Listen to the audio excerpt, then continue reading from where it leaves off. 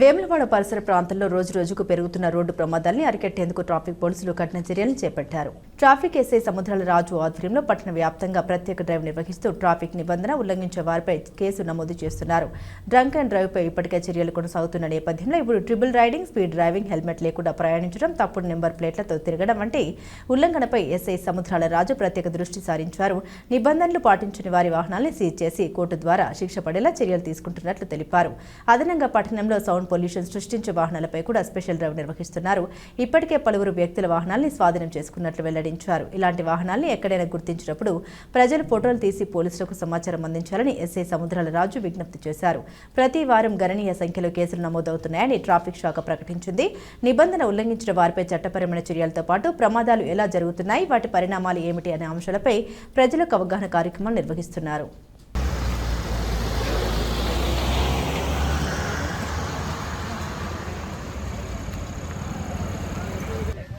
వేములవాడ పట్టణంలో ప్రతిరోజు drunk and drive మరియు వెహికల్ చెకింగ్ చేయడం జరుగుతుంది. ఎందుకనగా ఈ మధ్య కాలంలో చాలా వరకు మన పర్సన్స్ అయినా ఎవరైనా సరే ఈ అనారోగ్యం కారణంగా కానీ వేరే ఇతర కారణాల వల్ల కానీ చనిపోవడం లేదు.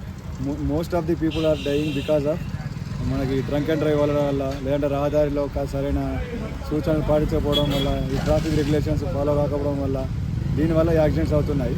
సో నేను అందరికీ కోరేది ఒకటే, తాగి మాత్రం బండి నడపకండి. ఎవరన్నా తాగి బండి నడిపినా వాళ్ళకి చెప్పండి. ఆ రోజు అక్కడిని స్టే చేసి నెక్స్ట్ డే తాగని వ్యక్తితో ద్వారా లేదంటే ఒక రోజు అక్కడ స్టే చేసి వెళ్ళమని చెప్పండి. అంటే మనకి రోజు డ్రంక్ అండ్ డ్రైవ్ స్ట్రిక్ట్గా చేయడం జరుగుతుంది.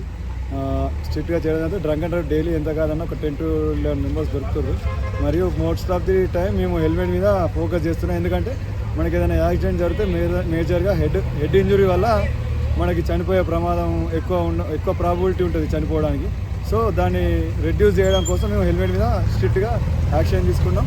మా ఏఎస్పీ మేడం గారు, మా టౌన్ సిఐ సార్ కూడా ANPR కెమెరాస్ పెట్టించారు. ఇక్కడ వాటి ద్వారా కూడా ఆటోమేటిక్గా హెల్మెట్ మరియు ట్రిపుల్ రైడింగ్ అయినా, రాంగ్ రూట్ డ్రైవింగ్ అయినా, సీట్ బెల్ట్ లేకపోవడం వల్ల ఇలాంటి చలాన్లు కూడా మేము డైలీ జనరేట్ చేస్తున్నాం. వాటి మీద అవగాహన కల్పించుకుంటూ అందరికీ ముందుకు సాగుతున్నాం. మేము ప్రజల నుంచి కొన్ని అభ్యర్థులు స్వీకరించినాం. ఇలాంటి KTM బండ్లకి సైలెన్సర్లు వేసి నడుపుతున్నాను.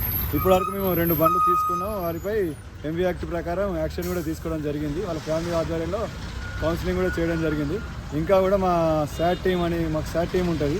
ఆ SAT team every day evening టైంలో కాలేజీ పిల్లలు తిరిగే టైంలో అక్కడ మఫ్టీలన్నా లేదంటే బండి ఎక్కడ పెట్టి దూరంగా ఉండి చూస్తుంటారు. ఎవరైనా అలాంటి వ్యక్తులు ఉంటే మేము పట్టుకోవడం జరుగుతుంది. లేదంటే ఎవరికైనా తెలిసి ఉంటే వాళ్ళ బండి నెంబర్ ఫోటో తీసి మాకు పంపించండి. మేము వాళ్ళ డీటెయిల్స్ చేసుకొని మనం స్టేషన్కి వెళ్ళి తీయడం జరుగుతుంది.